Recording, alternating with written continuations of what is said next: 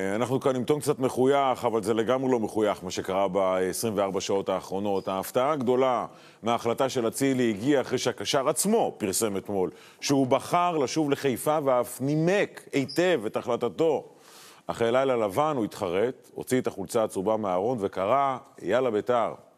הירוקים, בעיקר בהלם, גם האוהדים שלהם ולא רק הם. אז איך נבנתה הדרמה הזאת? הכל בכתבה שלך פשחה.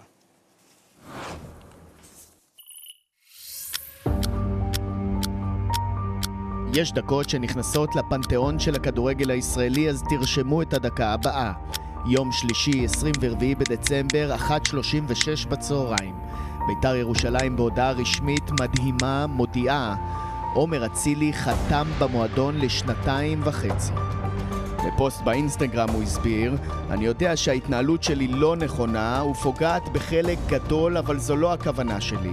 אני חושב שאף אחד בעולם לא יבין מה מניע, מה גורם לי לרצות להיות בבית"ר ירושלים, אבל זה חזק ממני. בלי יותר מדי הסברים שלא יהיו להם סוף, פשוט פועל מהרגש והולך אחרי הלב שלי. אני לא יודע על מה אתם מדברים, אני ראיתי אתמול את הסטורי שהוא העלה, ואני לא אתעסק בזה כי אני לא יודע. האירוע תפס בהלם את אנשי מכבי חיפה, הרי רק אתמול אותו אצילי העלה סטורי באינסטגרם בו כתב, לפני 4 שנים הייתי במקום הנמוך בחיי, ובאותו מקום עמדו לצידי ינקלה והקהל הירוק, ולאורך כל הדרך מצאתי בית חם, אהבה ענקית מהקהל ותארים משותפים.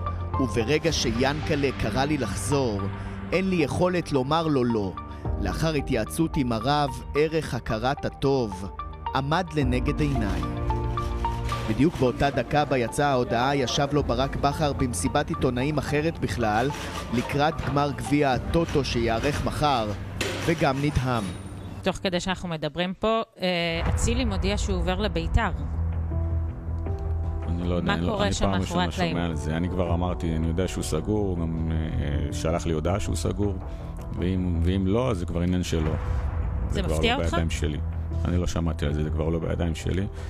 ההחלטה של אצילי הגיעה בשעות הבוקר המוקדמות, אחרי לילה ללא שינה, בו התהפך מצד לצד. 12 שעות לפני, אנשי בית"ר עוד נשאלו להחלטה שלו לבחור במכבי חיפה. המועדון ניסה לעשות הכל, והיה די קרוב לזה, אבל בסוף זה לא רק תלוי בך, אלא גם בצד השני, ובסוף צריך לכבד גם את הבחירות שנעשו, והוא בחר ללכת לקבוצה אחרת.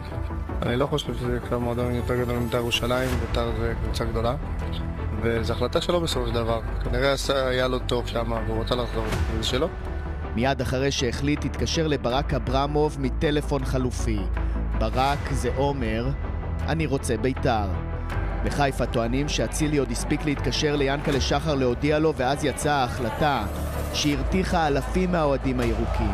חלקם פרסמו ברשתות החברתיות איך הם שורפים את החולצה הירוקה שלבש השחקן. מכבי חיפה והקהל שלה ויענקלה שחר נתנו לו בית פתוח, ותסלחו לי, אצילי היום ירק לכולם פה בפרצוף, אבל אני לא אוהב את ההתנהלות הזו, אני לא מתחבר אליה.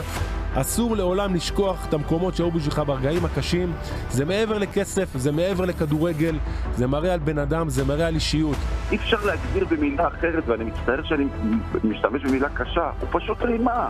זה מסריח, זה מריח לא טוב, זה לא מכובד. ואני אומר את זה כאחד שמאוד מאוד רצה שיגיע לבית"ר ירושלים, ואני שמח שהוא בבית"ר ירושלים. עכשיו הכדור אצל אצילי. איזה גול! יופי, ילד! מבחינת אצילי הוא חוזר לטדי, שם כיכב 3 עונות. הוא יחבור לקישור מבריק וישתף פעולה עם ירדן שואה, שימשיך להיות עם החולצה מספר 7, ועוד הרכש יתחדש במספר אחר, 77. כנראה שיצחקי כבר לא יתבטא מעכשיו, כפי שהתבטא אתמול אחרי התיקו המאכזב מול עירוני טבריה. נכון, כל החלומות והדיבורים על עניין של אליפות, אני כל הזמן אומר את זה, אנחנו עדיין לא שם. תורידו את זה מהפרק.